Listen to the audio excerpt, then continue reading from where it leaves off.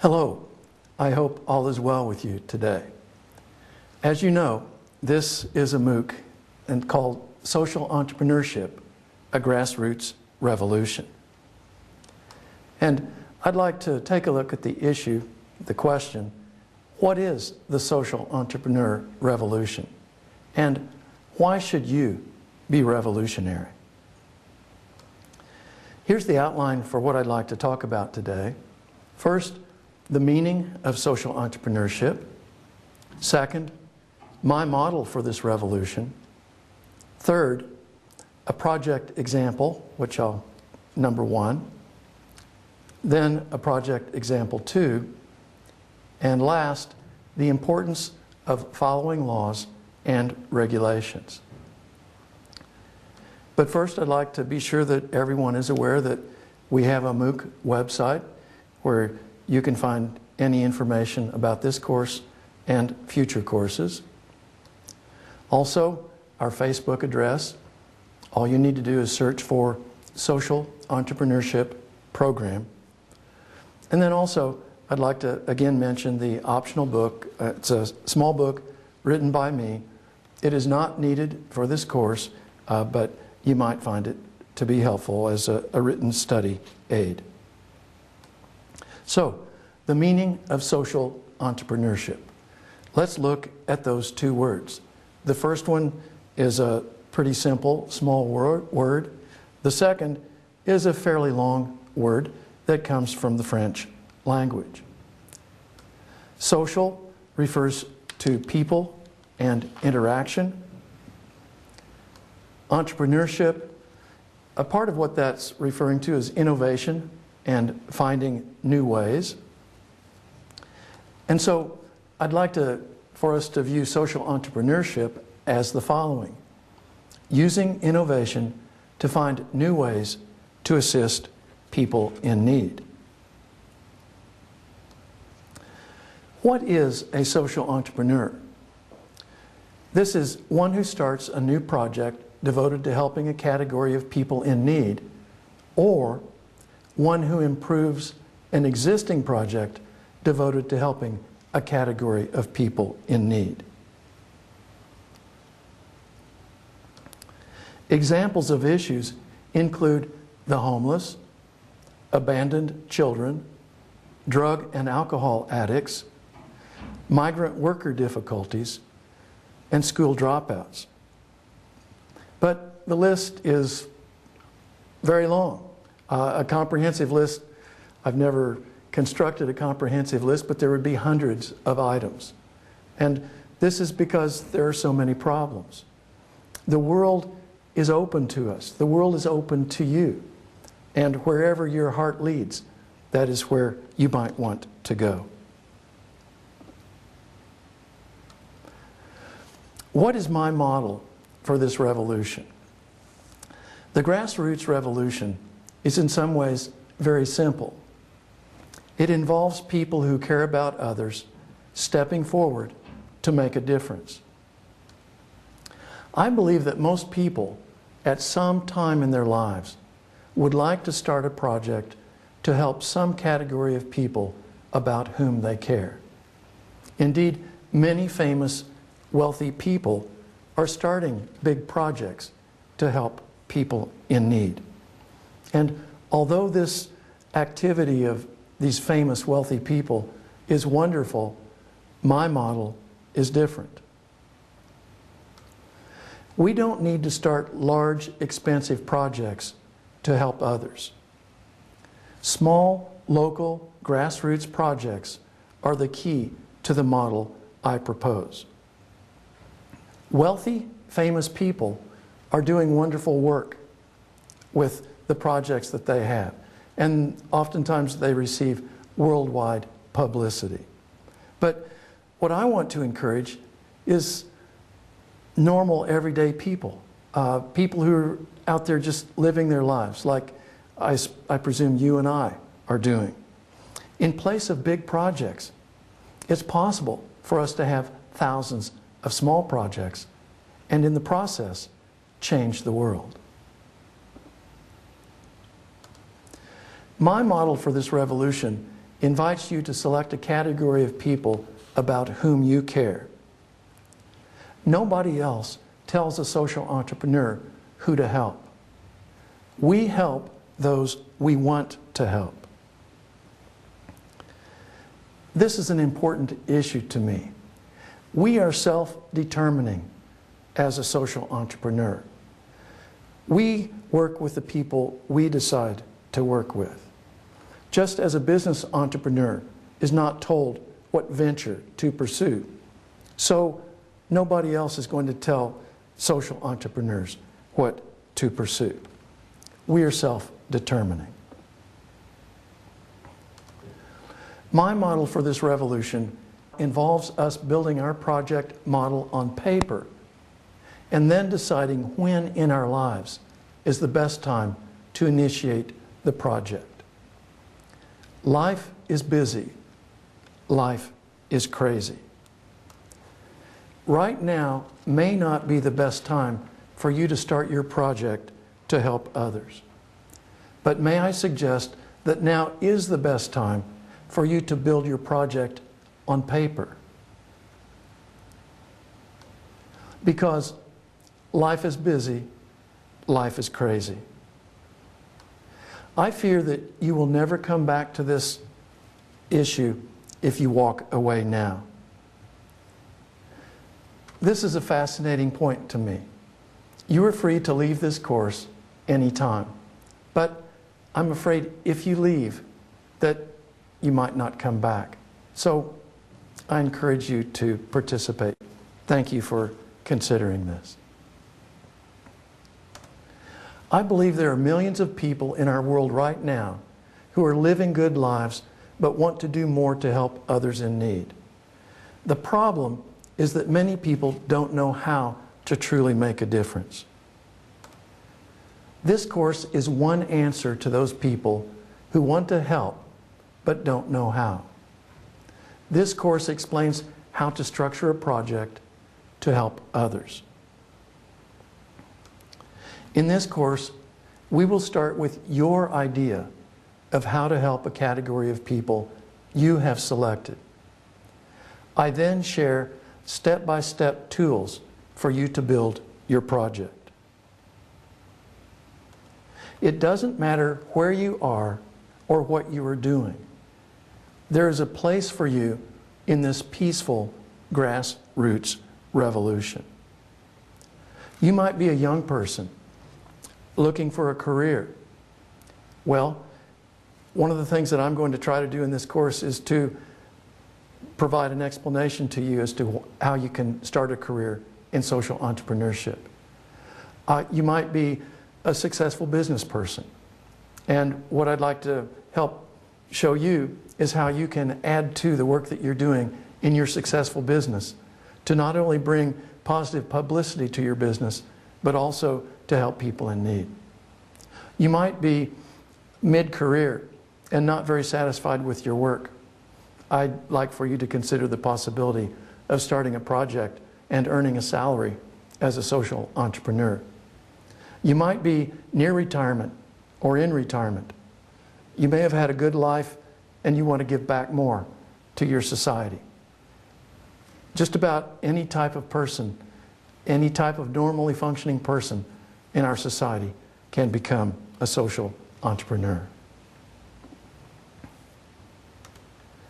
Surprisingly, some of the biggest ideas in our world to help others who are in need don't come from professional social entrepreneurs. They come from people who have innovative ideas just as they are living life. What amazes me, what excites me the most, is when normal, common people have good ideas and step forward to change a small part of the world. We don't need big projects to change our world. We need many small, grassroots, local, community projects to change our world. And I would like to share two examples of everyday people who had innovative ideas to help others. The first one is Anne Mollum, who is from the United States, and who worked and lives in, still does live in Philadelphia, Pennsylvania. And notice the site. This is from CNN Heroes. And I think when the CNN Heroes Project started reporting on her, I believe she was 28 years old. And she was an avid jogger. She was a marathon runner. My understanding is that she would rise early in the morning and be jogging around 5:30, and she would jog several miles. I think she had a route, and these several miles running through the city of Philadelphia. In the process, she ran by apparently some homeless people who were sleeping on the sidewalks. She ran by at least one homeless shelter, and she ran by, of course, many, many other things. I suspect that she ran this route maybe hundreds of times, but one day when she ran this route, she had an innovative idea. It was like a light bulb went off in her mind. And she thought, why don't I try to start a running project for homeless people in this homeless shelter that I run by every day. So she finished her run, and sometime shortly after that, she made contact with the director of the homeless shelter. That person liked the idea. She made contact with some businesses, and she got some she got donations of some running shoes and some running clothing. And with a relatively small amount of work, she started a social entrepreneurship project. She started a running club that's called Back on My Feet. And she had some requirements for this club. Participants would have to be staying at a designated homeless shelter because she wanted people to be supervising the homeless that she was going to be working with and running with. She required that anybody who joins her club has to be clean and sober for at least 30 days. And if they show an interest, her club, or this social entrepreneurship project, would provide free running shoes and running clothes.